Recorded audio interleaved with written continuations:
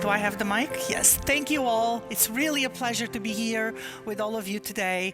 This is a very, very special moment, and I have to say I'm wowed by both Tariq and Stefania. Tariq, please join us here on this side. Thank you. I've actually been wowed by the whole RewirEd Summit this week, and I hope all of you. One, because I've learned a lot, but also because it's the commitment of all of you to transform the reality that we have today. A reality that is not that I hope you want to be part of it. I certainly don't want, I am not proud of saying that I contribute to exclusion or that I contribute to inequality. I don't want to live in a world where I feel that way.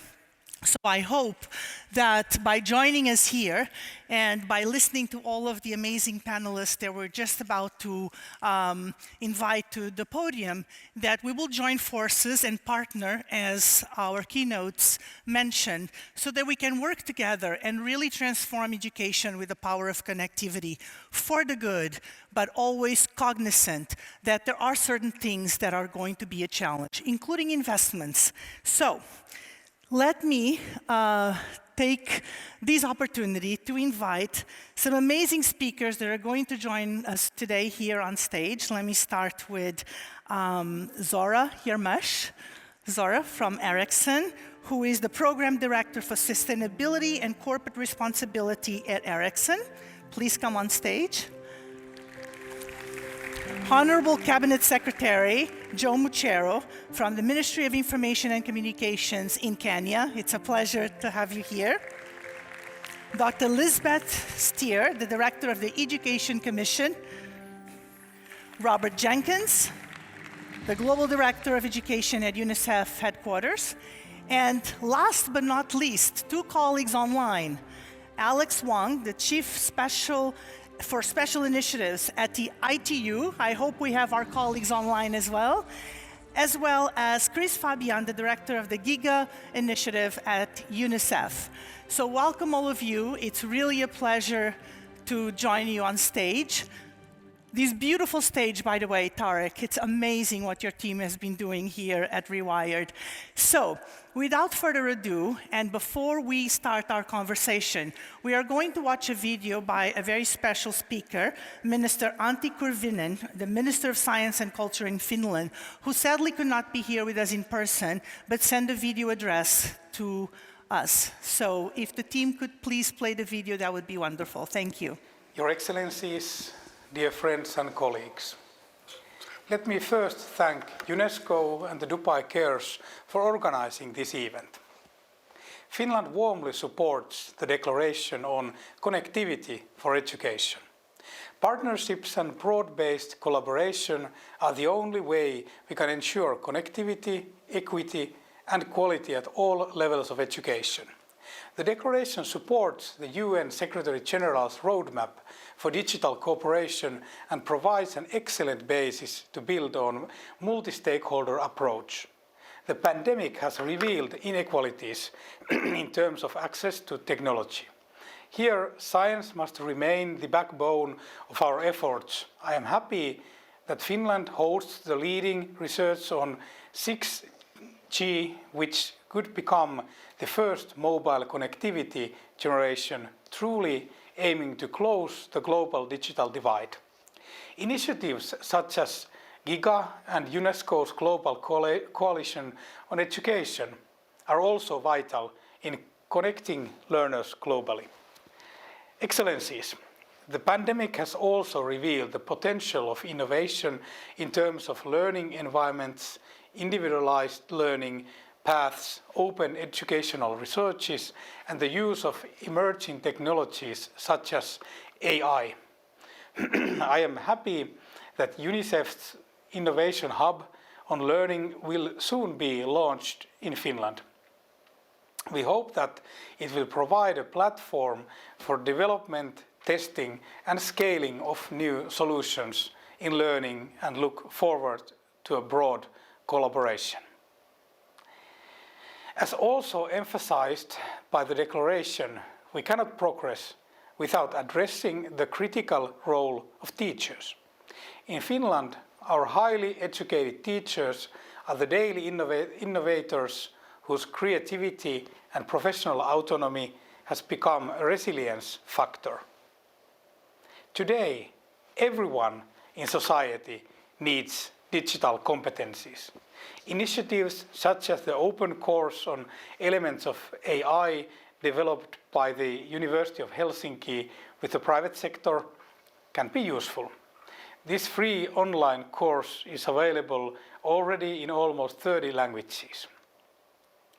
Dear friends, the pandemic calls us to reimagine education systems while leaving no one behind. In Finland, we are currently developing a digital ecosystem of continuous learning which provides integrated services for skills mapping, validation and career planning for learners throughout life. We believe that flexible learning is the best way forward. To conclude, Finland remains a committed partner in ensuring educational rights and advancing new technologies for the benefit of all. We must all commit to investing in education, science and innovation as a priority since, according to the newest data, the cost of learning losses may rise up to 14% of the global GDP. This is catastrophic since human capital is the most valuable asset any nation can have. Thank you. Thank you for that wonderful message. So I'm going to start right away asking Stefania a follow-up question. You actually mentioned in your keynote the 3 principles of the declaration. There's a lot of ambition behind them. The first one is around centering on the marginalized. And I'm sure everyone here in the room is very interested to hear how we're going to put that into practice. So I wanted to ask you to start, how do you see this declaration as a tool to really democratize access to connectivity in the purpose of supporting education outcomes? Thank you. Thank you for this question, and thank you also for talking about a great ambition we have. It's true. And the need to democratize through technology, within technology, education. Well, in my opinion, as I already a little bit highlight in my introductory speech, it's really about reversing the system where we are used to learn and teach, and to implement the digital learning in educational policies. We usually start from those who are already in the system. Of course, it's easiest because, you know, there are children, there are students, there are teachers who are already digitized, so to say. They are already connected. They have internet, access to the internet at home. They are provided by all devices needed, and in some specific cases, also skilled about that. We have to totally reverse this approach. That means starting from those who are out. First, giving connectivity. Let me say clearly, the notion of right to education today should include connectivity. It's part of the new concept of right to education. This has a lot of implication also in terms of normative instruments. As you know, the milestone of the notion of right to education is the 1960 UNESCO Convention, which talks, the very first international treatise which talks about no discrimination, no kind of discrimination in education.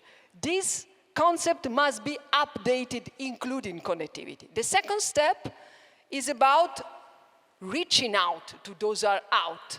That means students and teachers in rural zones, students which have a disadvantaged family, economic background.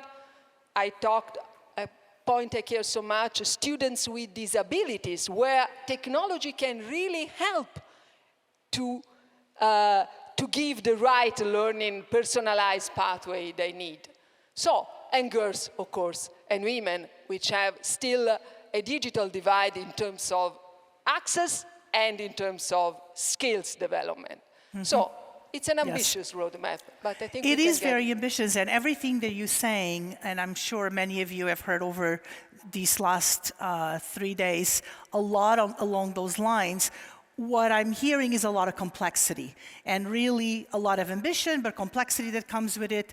And Tariq, you were in your keynote making it very clear that not only you are very hopeful, you really hope that this declaration would mobilize people in partnership and in action, but you also, to a certain extent, already said, we need to operationalize these, and you are ready to do that.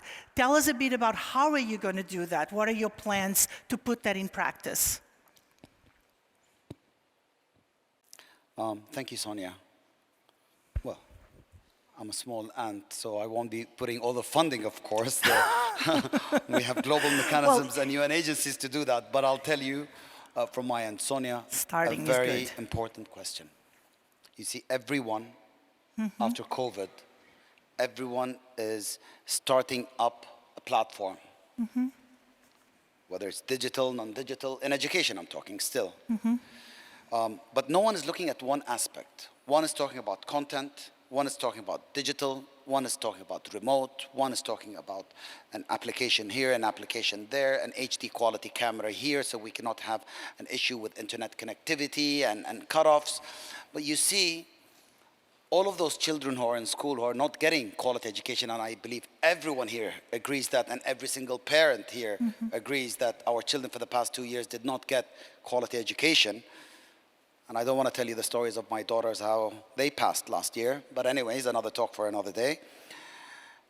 You see, no one looks at what's going to happen when we have all these applications and digitizations and digitalization and having digital content. And how can we get quality education? Quality education is not only about apps. It's not about a Zoom call or a Teams call. It's about the teacher, end of the day. And if we don't connect a teacher with the child and a teacher to a policy in a country, in country, go vertical, in country, on the ground, have policies and having a mapping system to operationalize and training teachers towards that digital world, it's not going to happen. When computers were introduced to us when we were young, our generation, when our teachers got computers, our generation's teachers, they were so scared. What do you think in developing countries the teachers today are going through when they see an iPad? They get scared. Yeah. So there's a mental issue. So to answer you, funding is the most fundamental issue right now. Because of COVID-19 and because of budget cuts of governments around the world and donors, no one is looking into this aspect. So funding, I would say, is the most important thing. And for this declaration to work, there has to be a nexus model between the private sector and governments and the nonprofits all together to come out with a perfect model. Thank you. But I think what you're saying and what's important about your presence and you hosting these is that you by default are making a commitment to this incredible challenge that we all have. And that will catalyze a lot more resources and a lot more support. So I'm going to go into actually calling our two colleagues that are online, Alex and Chris from ITU and GIGA at UNICEF, to ask them how is GIGA addressing this exact problem that Tariq was pointing out, which is how are we going to bring the investments? What is one way that GIGA has brought that together? And what is GIGA doing to show some of the results? So, Alex, let's start with you. You are the co-leader with Chris from the ITU side. And so I think it will be great to hear from you about how is ITU collaborating with UNICEF on this project, but also most importantly, what is the role of partnerships here because of what you just heard? How can partnerships really mobilize and catalyze action amongst everyone? Thank you, Sonia. Your Excellencies, Dr. Tariq, pleasure to be online, even though I wish I was there in person, so my apologies. And it's great to see some of my other colleagues on the panel, Sonia, Liesbet, and UNESCO, we were just together in July talking about the Global Declaration on Connectivity for Education at the Global Education Summit. So it's really great that here we are 6 months later launching the collaboration.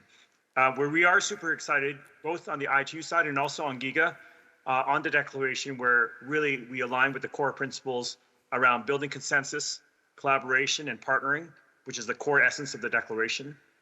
And it also especially reinforces our most recent facts and figures from ITU, where we have the 2.9 billion people offline, 96% of that of people being in the developing countries. So focusing on the most marginalized is even more important. And these are the same principles that have driven us to create GIGA with UNICEF, our partner, where we launched in 2019 the initiative to connect every school to the internet and every young person to information, opportunity, and choice. The approach on how we accomplish the GIGA mission is all about partnering our 4 core pillars of work, which is mapping. How do we know where every school is located and what's the connectivity to the school? Connecting.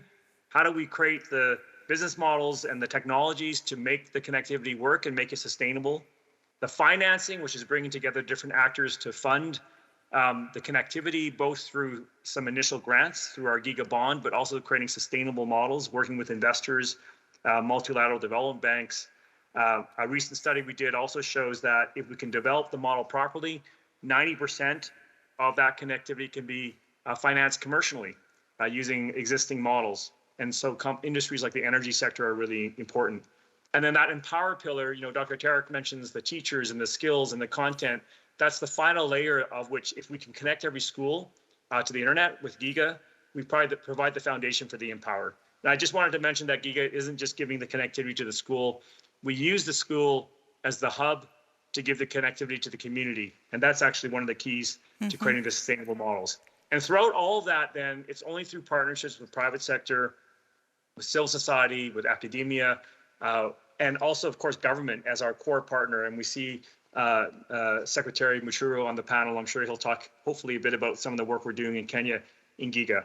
I'll just finish off then with saying on partnerships is equally important on the global level, exactly like what we're doing here at RewirEd. And the platform that we've created at GIGA, which we're really proud has been recognized as a key way forward in the Secretary General's roadmap for digital cooperation. We look forward to offering this platform where our focus on connectivity can contribute to the broader aims of the declaration. So please count on ITU and GIGA for our support on that. Thank you very much. Great. Thank you, Alex. That's great. A lot. And you should be very happy, both you and Chris, that we actually heard a lot about GIGA in the last 3 days from many colleagues, including earlier today on a panel that I was moderating as well. So, Chris, let's go to you and tell us, obviously, we all been talking about financing today here at RewirEd and how to get the right investments, how to get the investments in the right place, in the right projects, in the right programming. And through GIGA, you've done a lot of thinking about these. And what's interesting about having the right narrative to motivate a project like GIGA, but also the right narrative to build support from multiple investors to join forces into this effort? Thanks, Sonia. So I'm allowed to say, like, all protocols observed. It's wonderful to be here, but really then to personally say thank you so much to Tariq for inviting us virtually and physically. And Joe, great to see you. I wish we were all together there. I think that, Sonia, in answer to your question, to tie back to what we just heard from Finland at the beginning, if you can't see something, you can't fix it. If you can't see a problem, you don't even know where to start. And you certainly don't know how to finance it. And if I think about the business world, the world from outside of the UN, you certainly can't in it if you can't see proper financials. One of the most powerful pieces of GIGA is the map behind me. This is a map of Brazil. We have this map for another 18 countries. We've worked with our partner governments to generate these real-time maps of school connectivity. Each dot is a school. The green dots are schools that are well connected. The red dots in the Amazon, for example, are schools that aren't well connected.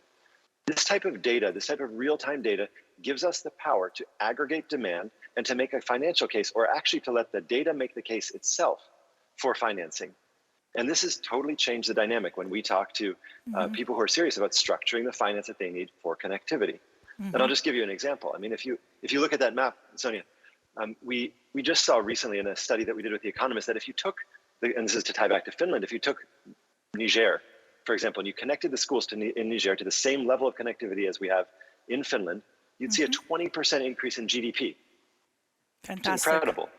Amazing. And so those types of numbers drive the financing more than anything that we've seen. Amazing. Thank you. That's great. That's a great example. So, Liesbet, you deal with these on a daily basis. And, of course, we all want to be hopeful, but the challenges are there. And it's complex. There's complexities from multiple directions. And so what are the possibilities here for investments? And what are the key priorities for you? You lead the Education Commission, and you've led an incredible process just a couple of months ago that I had the pleasure of participating. And just putting all of those things together was quite amazing. So tell us, in your view, what are the priorities then? Is this on? Yes, great. Yes.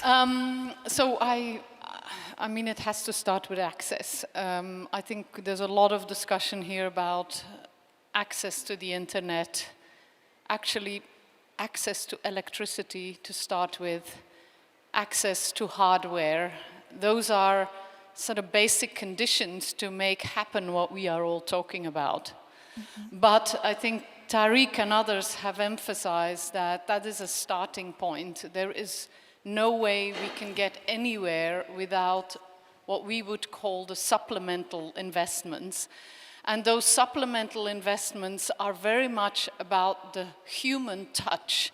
And I agree with Tariq, it's about teachers, but it's also about the entire education workforce. We have to change the whole system from start to finish, starting with ministries, with capacity within schools, leadership and so on. We call that the education workforce. And if we think about the future, which was in this incredible movie that we saw at the beginning of these 3 days, this child standing in this high-tech world, what is needed is the high touch. And so at the Commission, we have been pushing for a concept of high touch, high tech. So let's focus on teacher development and workforce development, as well as content development and so on. And in order to do that, we are going to have to collaborate with each other at an unprecedented level. And actually, that is the really hard part of this. We've actually, in a microcosm, been experiencing that between GIGA and the International Finance Facility for Education, which is a new mechanism that is focusing on these supplemental investments.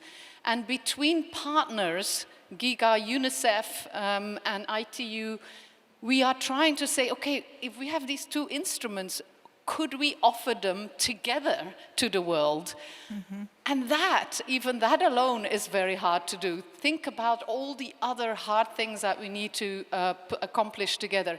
So I would say collaboration and planning for collaboration is absolutely a top priority in all of this. Thank you. Great, thank you. Thank you for that. So, again, partnerships, collaboration, and it's not going to be easy, but here we are. We're going to make it happen. And we are making commitments today, each of us, not just the organizations individually, to make a difference in our daily actions. So, Zohra, you're doing exactly that in your role at Ericsson, and especially when you think about the other two principles of the Declaration on pedagogical issues, on content and high-quality content specifically. How is your team supporting that process? What kinds of projects are you supporting to actually make that happen in practice? Thank you for the question, Sonia. I'm delighted to be here, probably the voice of the private sector, and the question is definitely very relevant. Collaboration, partnerships are a foundational base for us to be able to operationalize the declaration. From our perspective, it's very much about focusing on our core competences, every entity bringing their core competences, working together on existing initiatives, looking into how we can bring quality and scale. So to continue on the GIGA message, I would say we are very proud of, at Ericsson, to be supporting GIGA through our partnership with UNICEF. And the way we do it, we contribute financially, but also very much through our technical expertise. So we leverage our knowledge on network infrastructure, data science, machine learning, to see how we can co-create, on solutions that would enable, the delivery of identifying the gaps on the ground, but also ultimately bringing meaningful connectivity for all. Now, the way within our global education program, Connect to Learn, we've been working for more than a decade now, is to look at two pillars: learning with technology, for instance, in the classroom, and learning about technology. So to give you some concrete examples, how do we do that? What's the role of technologists? One example is, how can we prepare now the teachers to come back to the classroom? That's going to be, schools are going to reopen ultimately, and it's going to be a new environment, one that is probably going to be very hybrid. It's quite frightening. So one approach that we have right now is to work with education institutions, teacher colleges, and schools to co-create VR-based, virtual reality-based solutions to train teachers. We train them on digital skills, on pedagogical skills, through a simulated classroom environment, so that we get them prepared for that type of environment. Another aspect that we focus on, which is learning about technology, is really the digital skill development. So that's an important element where technology companies have a strong role to play. And it's because we know what skills we will need.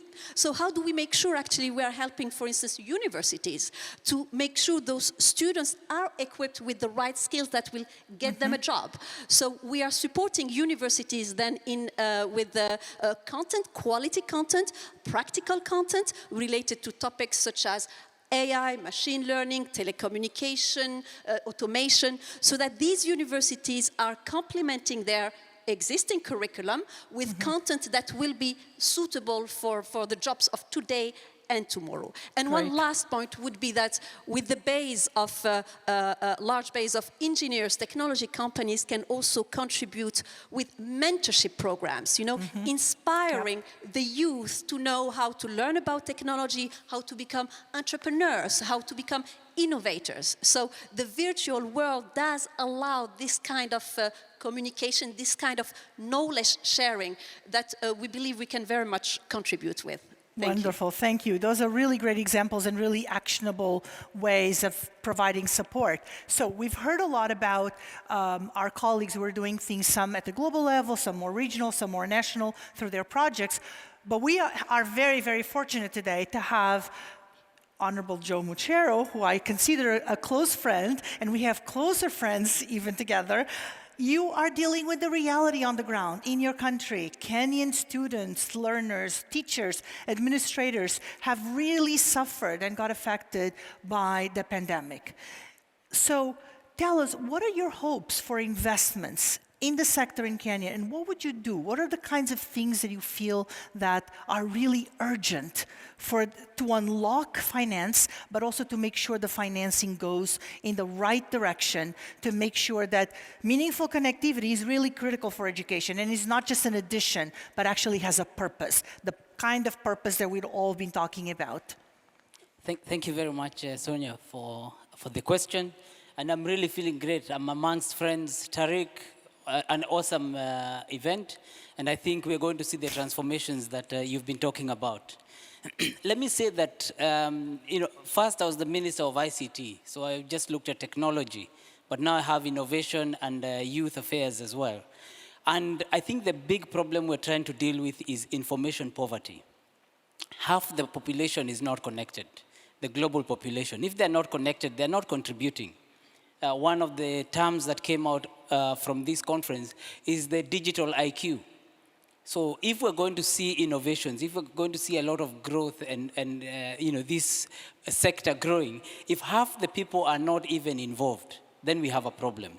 And that is the challenge we face as a government. And so we have to look at how can we ensure all our citizens are involved, not just in learning and being taught, but also contributing to the innovations that are required so that we can see the livelihoods get better.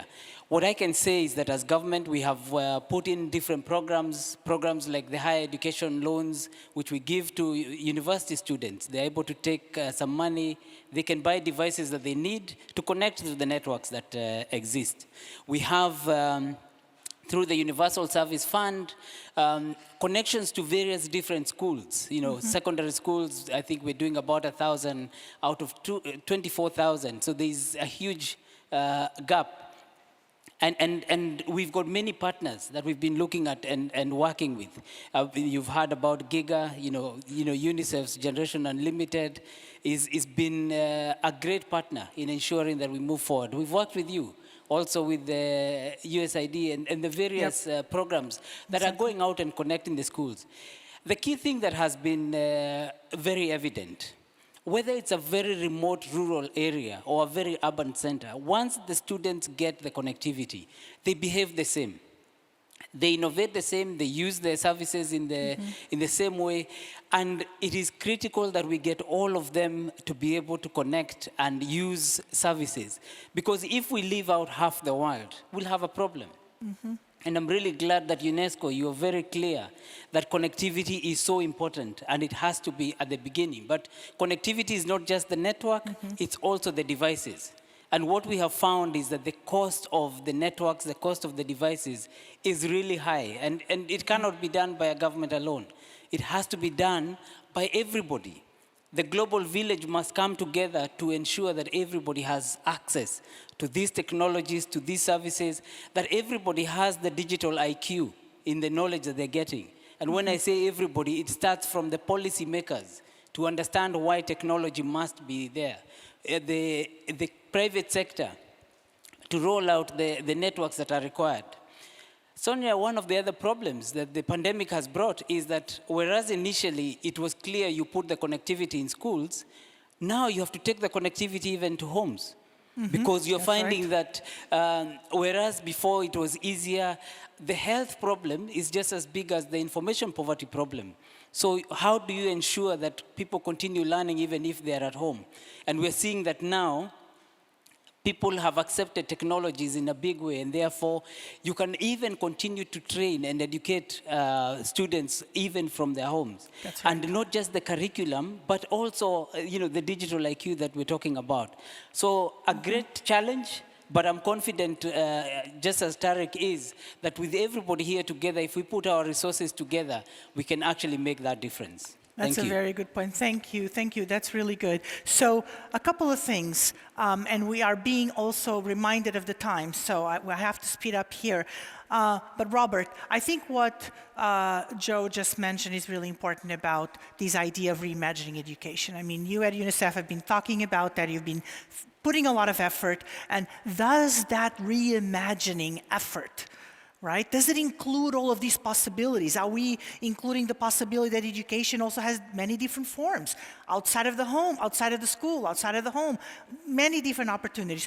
What are the priorities for you as you reimagine education, as you implement that? And how do you think financing can support that? Well, thanks for bringing up Reimagine Education. And part of Reimagining Education is a bold but fairly simple idea, which is to reach all children and youth with world-class digital learning as the great equalizer. Tariq and I were just saying how exciting this panel is for a whole bunch of reasons, including just how diverse it is, and that's part of, obviously, part of the secret ingredient of reimagining is indeed broad-based partnerships. I don't want to shy away from the challenge, though. Liesbet from the Education Commission and myself at UNICEF and our colleagues at Generation Unlimited did launch a digital, a skills clock a couple hours ago. The headline figure of the skills clock, I'd invite everyone to take a look at it online, but the skills clock, the headline figure right now is showing 750 million youth worldwide do not have the skills currently to participate in reimagining education, digital skills, etc. So the challenge is enormous. 3 very quick things, each with a practical example. One is investing in digital learning. There's a bunch of tools, as Tariq mentioned. We're really excited by those that reach marginalized children, like the Learning Passport, the offline version, Sierra Leone and Zimbabwe. Right now it's offline and it's reaching children. A second example, part of the declaration, which we're excited about also, is the importance of We have his scaffolding, Highness here. support to enable, as Tariq had mentioned, teachers to participate. And the example of the community-based schools in Nigeria that bring teachers, parents together, it's showing great promise. So I do feel, I think we probably all feel the last 3 days, there's these great examples of how to reimagine education and onwards and upwards with the declaration. And That's wonderful. Thank you, Robert. I apologize, but we're going to have to make a short pause because we are very fortunate to have a very special visit today. And so my colleagues have just informed me.